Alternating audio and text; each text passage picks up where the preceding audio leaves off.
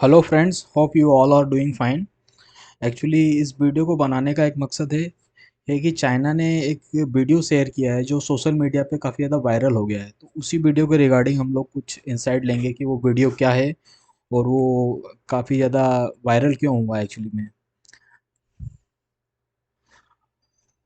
सो इस वीडियो से रिलेटेड एक थोड़ा सा हम इंसाइट लेते हैं। पहले तो एक्चुअली रिसेंट में चाइना ने वीडियो शेयर करा है। उस वीडियो में उन्होंने अपने जो उनका जो सिक्स्थ जनरेशन फाइटर प्लेन है उसके कुछ विजुअल्स दिए हैं, जिसको कि देख कर के पूरा वर्ल्ड एकदम पे आप बोल सकते हैं सन्नाटे में रह गया है।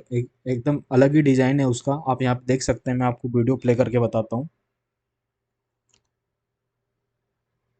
ये आप देख सकते हैं, ये चाइनीज एयरक्राफ्ट है।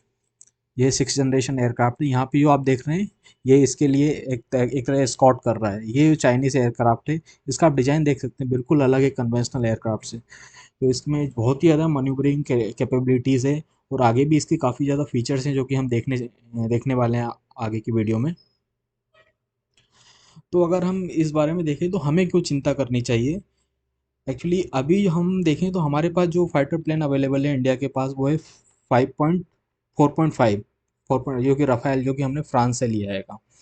उससे पहले मैं आप लोगों को जो एयरक्राफ्ट कैरियर होते हैं उनकी डिफरेंट जनरेशन कौन कौन सी है। एक तो फोर्थ जनरेशन है, एक फिफ्थ जनरेशन है, एक सिक्स जनरेशन। इसके बीच में एक आता है 4.5 जनरेशन, जो कि हमारा राफेल है, जो कि हमने फ्रांस से लिया है। अब हर एक जनरेशन की अपनी अपनी एक कैपेसिटी होती है, कुछ कुछ क्वालिटीज़ होती हैं। अगर हम फोर्थ जनरेशन की बात करें तो मनूवरेबिलिटी इनकी जो है मेन क्वालिटी थी, मतलब मेन फीचर था इसका। फोर्थ जनरेशन के एग्जांपल देखें तो F-16 हो गया, सुखोई हो गया। फिफ्थ जनरेशन की अगर हम बात करें तो इसमें स्टील्थ फीचर के ऊपर ध्यान दिया गया था। और सिक्स जनरेशन की अगर हम बात करें तो इसमें एआई ड्रिवन, और एक ऑप्शन ये भी रहता है हमारे पास कि अपना जो फाइटर प्लेन है उसे हम विथ मैन उड़ाना चाहते हैं या फिर अनमैन्ड उड़ाना चाहते हैं। तो फोर्थ जनरेशन का जो है फाइटर प्लेन, उसमें मैन्यूवरेबिलिटी मेन थी। तो उसके लिए ज़रूरी क्या था, उसे लाइट वेट बनाना। फिफ्थ जनरेशन की जो बात थी उसमें मैं स्टेल्थ कैपेसिटी को अचीव किया है कंट्रीज ने। तो स्टेल्थ कैपेसिटी अचीव करने के लिए उसके डिजाइन में मेनली कुछ चेंजेस किए गए थे। साथ ही साथ जिस मटेरियल से उस फाइटर प्लेन को बनाया गया था उस मटेरियल को भी चेंज किया गया था। सिक्स जनरेशन फाइटर प्लेन ने आकर के पूरा ही गेम चेंज कर दिया। तो सिक्स जनरेशन फाइटर प्लेन में क्या क्या खासियत है, क्या क्या उसके टेक्नोलॉजिकल एडवांटेजेस हैं, ये हम देखेंगे। आप देख सकते हैं ये सारे एडवांटेज हैं, ये मैंने सिक्स जनरेशन एयरक्राफ्ट के यहाँ पे आपके लिए नोट डाउन किए। सबसे पहली बात तो उसमें इन्हेंस स्टेल्थ कैपेसिटी होगी। फिफ्थ जनरेशन में भी थी स्टेल्थ कैपेसिटी, लेकिन इसमें उससे भी ज़्यादा बेहतर होगी। आर्टिफिशियल इंटेलिजेंस आप देख सकते हैं, आजकल आर्टिफिशियल इंटेलिजेंस का कितना ज़्यादा क्रेज है। चैट जीपीटी वगैरह आप देखिए, लोग क्लोन्स बना दे रहे हैं लोगों के। और हाइप तो उसमें काफ़ी ज़्यादा आर्टिफिशियल इंटेलिजेंस का यूज़ किया जा रहा है। हाइपरसोनिक कैपेबिलिटी आपको पता होगा, जो हाइपरसोनिक होता है, एक्चुअली जब हमारी स्पीड जो होती है 5 मार्क से ज़्यादा हो जाती है तो हम उसे हाइपरसोनिक बोलते हैं। हाइपरसोनिक स्पीड अभी तक सिर्फ मिसाइल्स ही अचीव कर पाएंगे, कोई फाइटर प्लेन हाइपरसोनिक स्पीड में नहीं जाता। लेकिन इस सिक्स जनरेशन एयरक्राफ्ट में हाइपरसोनिक स्पीड तक जाने की कैपेबिलिटीज़ को टारगेट कर रहे हैं। साथ ही साथ इसकी जैसे मैंने आपको बताया कि अनमेन्ड कैपेसिटी आपके पास ऑप्शन रहेगा, या तो आप उसको एआई टेक्नोलॉजीज के साथ इंटीग्रेट करके अनमेन्ड फ्लाइट के लिए भेज दो, या फिर उसमें आप किसी इंसान को बिठा सकते हो। फाइटर एक्चुअली जो पायलट होता है उसे भी आप बिठा सकते हो। नेटवर्क ओसेंट्रिक फ्रेमवर्क का मतलब हो गया कि जो भी हमारा फाइटर प्लेन होगा वो पूरा का पूरा एक दूसरे से भी कनेक्टेड होगा, साथ ही साथ हमारा जो एआई नेटवर्क है उससे भी कनेक्टेड होगा। तो उसे प्रॉपर प्रिसाइज डिसीजन लेने में काफ़ी ज़्यादा हेल्प होगी। साथ ही साथ जो हमारे डायरेक्टेड एनर्जी वेपन है उन्हें भी हम उसमें इंटीग्रेट कर सकते हैं। डायरेक्टेड एनर्जी वेपन का मतलब क्या हो गया, लेजर, इस तरह के एडवांस पीपल वेपन सिस्टम को हम अपने फाइटर प्लेन में डाल सकते हैं, जो कि काफ़ी ज़्यादा लीथल होगा। अब इंडिया के लिए कंसर्निंग क्यों है ये चीज़। एक्चुअली किसी भी कंट्री की जो बैकबोन होती है ना, उसकी अगर सिक्योरिटी पॉइंट ऑफ व्यू से देखा जाए तो उसकी जो मैन्युफैक्चरिंग है डिफेंस इक्विपमेंट्स को लेकर के वो होती है। ये अगर हम इंडिया की करंट स्टेटस देखें तो एयरक्राफ्ट मैन्युफैक्चरिंग में हम चाइना के सामने लगभग कुछ नहीं है। हम जिस रफ़ाएल की बात करते हैं कि हमारे पास रफ़ाएल 4.5 जनरेशन रफ़ाएल अवेलेबल है, वो भी हमारा अपना डेवलप नहीं है, हमने फ्रांस से लिया है। That is the main reason. लेकिन चाइना चाइना इस समय सिक्स जनरेशन फाइटर प्लेन के को डेमोन्स्ट्रेट कर रहा है, वो भी खुद का बनाया हुआ, उसकी मैन्युफैक्चरिंग खुद की है। तो अगर वॉर लाइक सिचुएशन आती है तो चाइना जितना चाहे उतना प्रोटेक्शन कर सकता है, और हमें अपनी सिक्योरिटी के लिए अगर हम और ज़्यादा रफ़ाल चाहते हैं तो हमें फ्रांस के ऊपर डिपेंडेंट रहना पड़ेगा। और अभी जो हमारा तेजस है, जो कि हमारा फोर्थ जनरेशन है, वो अभी डेवलपमेंट स्टेज में ही है। और हमारा जो एम का प्रोग्राम है वो भी काफ़ी ज़्यादा डिले चल रहा है, और एम का प्रोग्राम में भी हम सिर्फ फिफ्थ जनरेशन एयरक्राफ्ट की बात कर रहे हैं, और चाइना इस समय बात कर रहा है सिक्स्थ जनरेशन एयरक्राफ्ट की। तो काफ़ी ज़्यादा गैप है। हमें सुनने में बुरा लग सकता है कुछ लोगों को, लेकिन ये ट्रू है। आगे हम देखते हैं चाइना जो डेमोन्स्ट्रेट कर रहा है, जैसे कि मैंने आपको बता दिया कि China six generation fighter aircraft को डेमोन्स्ट्रेट कर रहा है। और इंडिया, आप आपको एक बात बता दूं, इंडिया ही नहीं पूरा वर्ल्ड इस मामले में चाइना से पीछे रह गया है। यूरोपियन यूनियन की बात कर लो, चाहे यूएस की बात कर लो, चाहे रशिया की बात कर लो, रशिया और यूएस तो इस टेक्नोलॉजी पे काम कर रहे हैं, बाकी अदर जो छोटी कंट्रीज है वो इस टेक्नोलॉजी के आसपास भी नहीं है। अगर सिक्स जनरेशन फाइटर प्लेट की, जैसे मैंने आपको पहले कुछ फीचर्स बताए थे, थोड़ा और डिटेल में देख लेते हैं। तो इसका डिजाइन कुछ इस तरीके का होगा। आप देखेंगे नॉर्मल से इसका अलग है। इसका जो टेल वाला सेक्शन देखेंगे काफ़ी ज़्यादा अलग है, इसका हेड वाला सेक्शन देखेंगे काफ़ी ज़्यादा अलग है। वो इसी तरह का डिजाइन ही इसे स्टेल्थ फैसिलिटी प्रोवाइड कराता है।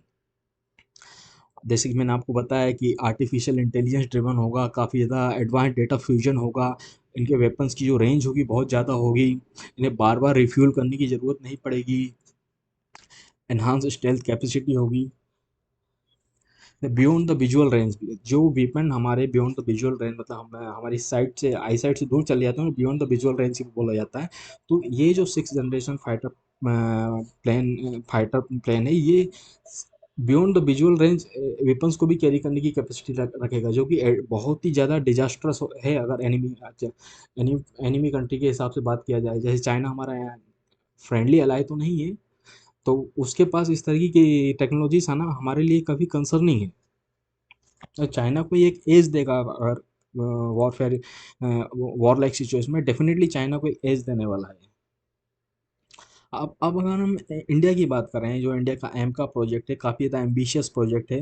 देखो एडवांस मीडियम कॉम्बैट एयरक्राफ्ट इसके अंदर हम डेवलप करने की कोशिश कर रहे हैं। पहले मैंने आपको बताया था fifth generation, actually fifth 5.5 generation fighter aircraft होगा। लेकिन ये भी एक्सपेक्टेड है 2035 तक, 2035 तक ही मतलब इसके कंप्लीट होने की उम्मीद है। अभी 10 साल है इसके कंप्लीट होने में। वो चाइना अभी से ही सिक्स जनरेशन एयरक्राफ्ट को डेमोन्स्ट्रेट करने लगा, तो हमें हमारे लिए बहुत ज़्यादा कंसर्निंग मैटर है ये।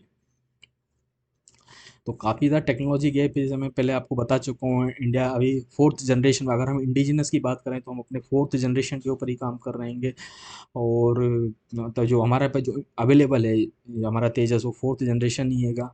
और जो 4.5 है रफ़ाल, वो हम फ्रांस से मंगा रहे हैं। फिफ्थ जनरेशन या बोलो 5.5 जनरेशन एम का, वो अभी 10 साल बाद उसको एग्जिस्टेंस में आएगा। वो भी पता नहीं कि मतलब उसके किस तरह की टेक्नोलॉजीज होंगी। तो ये काफ़ी ज़्यादा कंसर्निंग है। तो हम लगभग, जैसे मैंने आपको बताया था, करीब 2035 में 10 साल का गैप है इंडिया और चाइना के बीच में इस फील्ड में।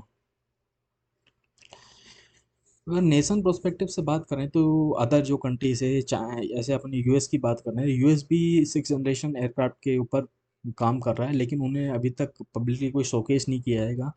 और रशिया की बात करें, रशिया भी इस तरह की टेक्नोलॉजी के ऊपर काम कर रहा है। यूरोपियन नेशन की बात करें तो यूरोपियन नेशन भी कोलैबोरेशन में काम कर रहेंगे। तो इस तरह से सारी की सारी कंट्री काम कर रही है, लेकिन किसी ने भी इस तरह से कोई वीडियो अभी तक रिलीज़ नहीं किया है। तो ये पूरी वर्ल्ड की सारी कंट्रीज़ के लिए कंसर्निंग टॉपिक है, खासकर जो चाइना के एंटी होने से यूएस हो गया, इस तरह की कंट्रीज़ के लिए काफ़ी ज़्यादा प्रॉब्लमेटिक है। इसी बात को, इसी वीडियो को रिस्पॉन्स देते हुए एक्चुअली इलॉन मस्क ने एक बात कही थी, जो फ्यूचर में जो फाइटर प्लेन से जो कन्वेंशनल वॉरफेयर है, जैसे हम फाइटर प्लेन की बात कर रहे हैं, सिक्स जनरेशन फाइटर प्लेन की बात कर रहे हैं, तो इलॉन मस्क ने बोला है कि एक कन्वेंशनल तरीका जो है फाइटर प्लेन से फाइट करने का, ये काफ़ी ज़्यादा ऑब्सोलेट होने वाला है। फ्यूचर में इस तरह से नहीं फाइट होंगी। फ्यूचर में जो फाइट होंगी वो बेसिकली डिपेंडेंट होंगी हाइपरसोनिक मिसाइल्स के ऊपर, लॉन्ग रेंज ड्रोन्स के ऊपर। अगर मैं आपको आगे की स्लाइड्स में बताऊंगा ड्रोन कितना ज़्यादा इम्पोर्टेंस है किसी भी फाइट के वॉर लाइक सिनेरियो में। अभी जो रशिया और यूक्रेन का वॉर हो रहा था, उसमें ड्रोन ने काफ़ी ज़्यादा क्रूशियल रोल प्ले किया है दोनों ही साइड के लिए। मैं आगे की स्लाइड्स में आपको बताऊंगा। जैसे मैं आपको बताने वाला था, ये देखिए, अगर हम बात करें रशिया यूक्रेन वॉर की, तो रशिया यूक्रेन वॉर में रशिया को जो ड्रोन मिल रहे हैं वो मेनली मिल रहे हैं ईरान के साइड से, और यूक्रेन को जो मिल रहे हैं वो टर्की की साइड से मिल रहे हैं। तो दोनों ने ही एक दूसरे का काफ़ी ज़्यादा डैमेज किया है। यहाँ पे आप देख सकते हैं खारकीव की न्यूज़ है, 75%, 47 पीपल इंजर्ड हुए थे जब यूक्रेन ने रशिया के ऊपर अटैक किया था। और आपको पता होगा कि यूक्रेन ने ड्रोन के थ्रू ही रशिया में घुस करके अभी रिसेंट में एक 9/11 टाइप का एक अटैक कर दिया था रशिया में। और उससे पहले करीब 5-6 महीने पहले यूक्रेन ने रशिया के एक एयरक्राफ्ट कैरियर को भी ड्रोन के थ्रू डैमेज कर दिया था। तो ड्रोन जो है बहुत ही ज़्यादा क्रूशल रोल प्ले करने वाले हैं। तो इस तरह की टेक्नोलॉजीज इलॉन मस्क जैसे बोल रहे हैं कि हमें अल्टरनेट टेक्नोलॉजीज के ऊपर स्विच करना चाहिए। जो फाइटर एयरक्राफ्ट होते हैं ये वो काफ़ी ज़्यादा कॉस्टली होते हैं, उनके डेवलपमेंट में 10-10 20-20 साल लग जाते हैं। और जो अल्टरनेट टेक्नोलॉजीज़ हैं जैसे कि अपना ड्रोन हो गया, तो ड्रोन काफ़ी ज़्यादा अफोर्डेबल होते हैं। जो ईरान जो ड्रोन प्रोवाइड कराता है रशिया को, वो एक तरह से हम बोलते हैं आत्मघाती ड्रोन है। एक बार टकराता है फट जाता है, उसको कोई मतलब नहीं रहता आगे में। वो क्या करता है, अपने साथ बम लेकर के चलता है, अपने टारगेट स्ट्राइक करता है अपने टारगेट को, और फट जाता है बस। आगे हम देखते हैं कि ड्रोन, जैसे मैंने बताया ड्रोन फैक्टर, तो ड्रोन जो है आगे के वॉरफेयर में काफ़ी ज़्यादा यूज़ होने वाले हैं। और इससे क्या होता है कि जो रिस्क होती है कि जो ह्यूमन रिस्क होती है कि वो भी कम हो जाती है, क्योंकि ड्रोन में तो हमें कोई पायलट बिठाना ही नहीं होता, दूर से ही ऑपरेट होता हैगा, तो बेहतर रहता है हमेशा। अब इंडिया क्या कर सकता है इस तरह की सिचुएशन में? एक तो हमारा जो हाइपरसोनिक मिसाइल प्रोग्राम चल रहा है, हम उसके ऊपर फोकस करें, लॉन्ग रेंज ड्रोन्स के ऊपर फोकस करें, साथ ही साथ अदर कंट्रीज़ के साथ कोलैबोरेशन में काम करें। इंटरनेशनल जो भी फाइटर जेट से रिलेटेड प्रोग्राम चल रहे हैं उनके साथ कोलैबोरेशन करें। वो ज़्यादा से ज़्यादा हम कोशिश करें कि जो एडवांस टेक्नोलॉजीज़ हैं उनका टेक्नोलॉजी ट्रांसफ़र हो। जब हम किसी चीज़ को खरीद भी रहे हैं, जैसे राफ़ेल हमने खरीदा, तो हम कोशिश करें कि वो खरीदने के साथ साथ उसका टेक्नोलॉजी ट्रांसफ़र भी हो, ताकि हमारे यहाँ पे जो साइंटिस्ट हैं या जो प्राइवेट कंपनीज़ हैं उस टेक्नोलॉजी को समझ पाएँ, और बेहतर तरीके और बेहतर उससे बेहतर सामान को हम प्रोड्यूस कर पाएँ। तो हाइपरसोनिक मिसाइल का हमने देख लिया है कि काफ़ी ज़्यादा इंपॉर्टेंस होता है। एक्चुअली इनकी मैन्योरेबिलिटी बहुत ज़्यादा होती हैगी, इनकी स्पीड बहुत ज़्यादा होती है हाइपरसोनिक मिसाइल की।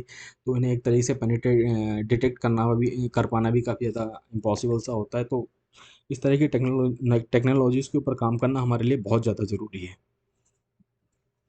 फ्यूचर में अगर वॉरफेयर देखें तो फ्यूचर में जो वॉरफेयर होने वाला है कंप्लीटली अनमैन्ड होगा और एआई ड्रिवन होगा। कंप्लीटली अनमैन्ड होगा और एआई ड्रिवन होगा। कोई भी ह्यूमन इन्वॉल्वमेंट, डायरेक्ट इन्वॉल्वमेंट नहीं रहेगा। सारे के सारे ह्यूमन जो रहेंगे, कहीं जैसे गेमर्स होते हैं ना, प्ले स्टेशन कहीं पे बैठ करके अपने घर में गेम खेलते हैं, उस तरीके से वॉरफेयर होने वाला है फ्यूचर में। फ्यूचर में जो वॉर होंगे वो कंप्लीटली रिलाई करेंगे अपने ड्रोन टेक्नोलॉजीज़ के ऊपर, और ये यूएवीज़ के ऊपर, ये और इस तरीके से जो 6th जनरेशन एयरक्राफ्ट है, फाइटर एयरक्राफ्ट है, उस तरह की टेक्नोलॉजीज़ के ऊपर, क्योंकि उनमें हमें इंसान को बिठाने की ज़रूरत नहीं है, हम दूर से ही उसे ऑपरेट कर सकते हैं। अब कंक्लूजन की हम बात करें तो टेक्नोलॉजी में काफ़ी ज़्यादा रैपिड चेंजेस हो रहे हैं।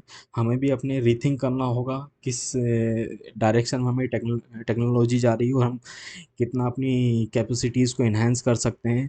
अभी मैं आगे आपको एक वीडियो और डालूँगा इस चैनल के ऊपर। गवर्नमेंट ने कुछ रिसेंटली कुछ चेंजेस किए हैं डीआरडीओ में। एक्चुअली डीआरडीओ की एफिशिएंसीज़ को लेकर के कुछ रिपोर्ट सामने निकल कर के आई आई थी। तो उस रिपोर्ट ने कुछ जो कमेटी बनी थी उन्होंने करीब कुछ सजेशंस दिए थे। तो उस कमेटी के करीब 60% सजेशन को गवर्नमेंट ने इम्प्लीमेंट करने का डिसीजन लिया है। तो उसके रिगार्डिंग मैं आपको एक वीडियो बना के दिखाऊँगा, इसी चैनल पे आएगी। Till then please like share and subscribe.